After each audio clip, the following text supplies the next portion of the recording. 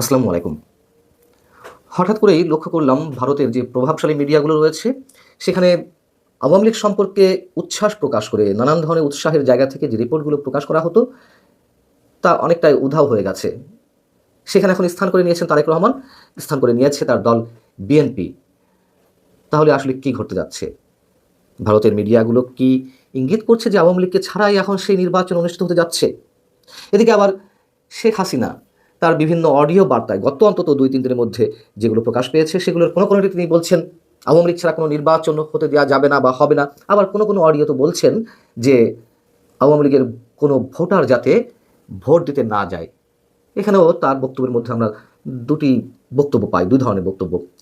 ভারতের প্রভাবশালী মিডিয়াগুলোর কথা বলছিলাম, যেমন ইন্ডিয়া টুডে, এনডিটিভি কিংবা Times of India, the Hindu, প্রায় একই ধরনের রিপোর্ট প্রকাশ পাচ্ছে। যেমন বাংলা প্রভাবশালী পত্রিকা আনন্দবাজার, এনডিটিভি যে রিপোর্টটি প্রকাশ করেছে একদিন আগেই, সেখানে বলা হচ্ছে যে অন্তর্বর্তী সরকারের আরোপিত নিষেধাজ্ঞায় আওয়ামী লীগ নির্বাচনের বাইরে, ফলে ১২ই ফেব্রুয়ারি নির্বাচন মূলত ২ শিবিরের লড়াই হয়ে দাঁড়িয়েছে, অর্থাৎ বিএনপি এবং জামাতের মধ্যে।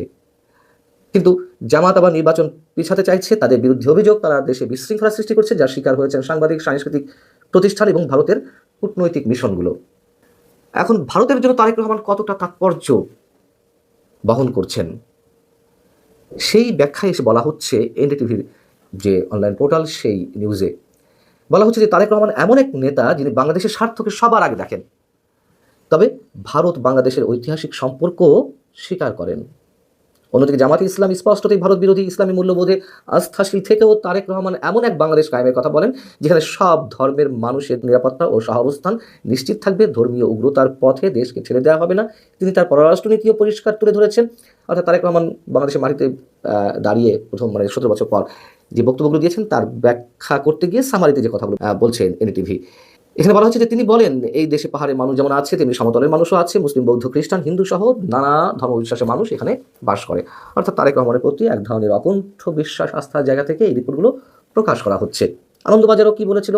আনন্দবাজার বলছিল যে মুক্তিযুদ্ধ এবং ভারতকে পুঁজি করে প্রায় ১.৫ যুগ পরে দেশের মাটিতে পা রাখলেন খালেদা জিয়া পুত্র তথা বিএনপির ভারপ্রাপ্ত চেয়ারম্যান তারেক রহমান। কূটনীতিকরা বলছেন মুক্তিযুদ্ধকে সামনে রেখে খালেদা পুত্র এক ঢিলে ২ পাখি মারতে চেয়েছেন। কি সেই ২ পাখি? একটা হচ্ছে দেশের বিরাট সংখ্যক স্বাধীনতার সমর্থক মানুষকে পাশে পাওয়ার চেষ্টা, আর একটা হচ্ছে ভারতকে বার্তা দেওয়ার চেষ্টা। সেই বার্তাটি আবার কি? সেই বার্তাটি হচ্ছে তারেকের বার্তা স্পষ্ট, আনন্দবাজার বলছে দেশ বিরোধী, মুক্তিযুদ্ধ বিরোধী কোনো শক্তির সঙ্গে আপোষ নয়, অর্থাৎ অতীতে জামাতের সঙ্গে বিএনপি যে জোট করেছিল এ যাত্রায় তা আর নয়। ময়দানে আওয়ামী লীগ নেই, তাই জামাতের মোকাবেলা করার একমাত্র শক্তি হিসেবে বিএনপিকে তুলে ধরতে চাইছেন তারেক রহমান। এবং এখানে আরেকটি জিনিস ইঙ্গিত দেওয়া হয়েছে, যা এরই মধ্যে তারেক রহমান ফেরার পর থেকে মানুষের মুখোমুখি যেটি আলোচনার বিষয়, যে তার সিগনালে তারেক রহমান দেশে ফিরলেন তার জীবনের নিরাপত্তার ঝুঁকি থাকা সত্ত্বেও। সেটি ব্যাখ্যা করে বলছে যে নভেম্বরে তারেক রহমান তো স্ট্যাটাস দিয়েছেন, তার ফেসবুকে যে স্ট্যাটাস দিয়েছিলেন তাতে লেখা ছিল যে এখনই দেশে ফেরার বিষয়ে সিদ্ধান্ত নেওয়ার সুযোগ তার জন্য অবারিত এবং একক নিয়ন্ত্রণাধীন নয়। তাহলে ১৫ থেকে ১৮ দিনের মধ্যে কি এমন ঘটলো যে তিনি দেশে ফেরার কথা ঘোষণা করলেন বা দেশে চলে এলেন? বাস্তবতা হচ্ছে নয়াদিল্লির সমর্থন অনেকটাই নিশ্চিত করে ফেলেছেন বিএনপি ভারপ্রাপ্ত চেয়ারম্যান, এবং নির্বাচনের মাধ্যমে খালেদা জিয়ার দল ক্ষমতাসীন হলে বাংলাদেশ ভারত বিরোধী তৎপরতায় হ্রাস টানা যাবে। তাই আওয়ামী লীগের সঙ্গে সখ্য থাকা সত্ত্বেও অবস্থা বুঝে ব্যবস্থা হিসেবে তারেকের পাশে থাকতে হচ্ছে নয়াদিল্লিকে।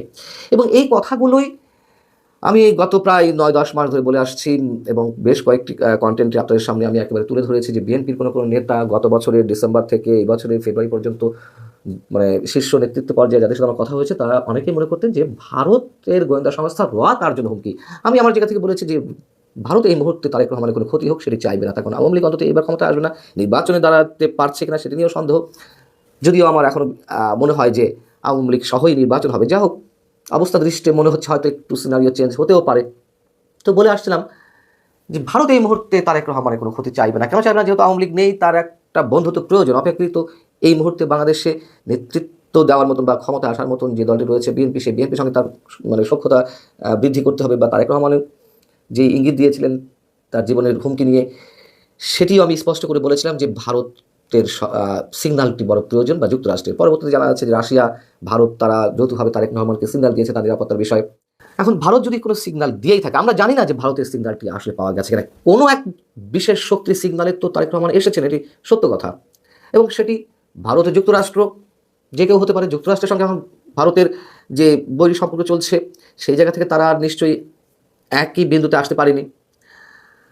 কদিন আগেও যুক্তরাষ্ট্র ভারতের সঙ্গে সম্পর্ক ভালো ছিল, এখন এসে আবার যদি জানা যাচ্ছে যে তাদের মধ্যে চরম বৈরী সম্পর্ক দুই রাষ্ট্রের অভ্যন্তরীণ ইস্যুতে, এবং সেটি চরম পর্যায়ে যাচ্ছে। তাহলে যদি ভারত রাশিয়ার সিগনালে তারেক রহমান দেশে ফিরেই থাকেন, আওয়ামী লীগ সম্পর্কে কি কোনো কথা হয়নি, কোনো ধরনের শর্ত দেওয়া হয়নি? অবশ্যই হয়েছে, এটুকু অনেকেই মনে করছেন। এই মুহূর্তে এসে আমি একটা বিশেষ বিষয়ে দৃষ্টি দিতে বলবো সবাইকে, সেটি হচ্ছে আমরা যুক্তরাষ্ট্র এবং ভারতকে নিয়ে যতটা মাথা ঘামাই, চীনের বিষয়ে কিন্তু আমরা কেউ কিছু ভাবছি না। চীনকে আমাদের আলোচনা থেকে একেবারেই বাইরে রাখছি।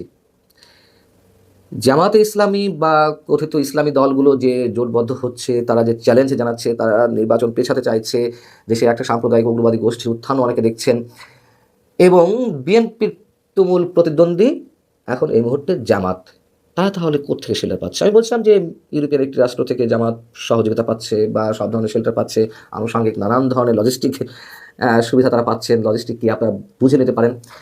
তো চীন কি একেবারেই নীরব থাকবে? আমরা নীরব থাকতে দেখছি, কিন্তু এই নীরবতা কিন্তু ভয়ঙ্কর কিছু লক্ষণ। এবং চীন যে তার স্বার্থে বিভিন্ন রাষ্ট্রে উগ্রবাদকে সমর্থন দেয়, বিচ্ছিন্নতাবাদীদের সমর্থন দেয়, তার উদাহরণ তো আমাদের সামনে রয়েছে। তাহলে তার ভূমিকা আসলে কি? এইগুলো আমাদের একটু মেলানোর প্রয়োজন, এবং কে কাকে কতটুকু সমর্থন দিচ্ছে, কার শক্তি কত দূর, সেগুলো বিবেচনায় নিলে আমার মনে হয় সামনে নির্বাচন নিয়ে আমাদের অনেক ধারণাই স্পষ্ট হয়ে যাবে। শুধু দরকার একটু চোখটা খোলা রাখার।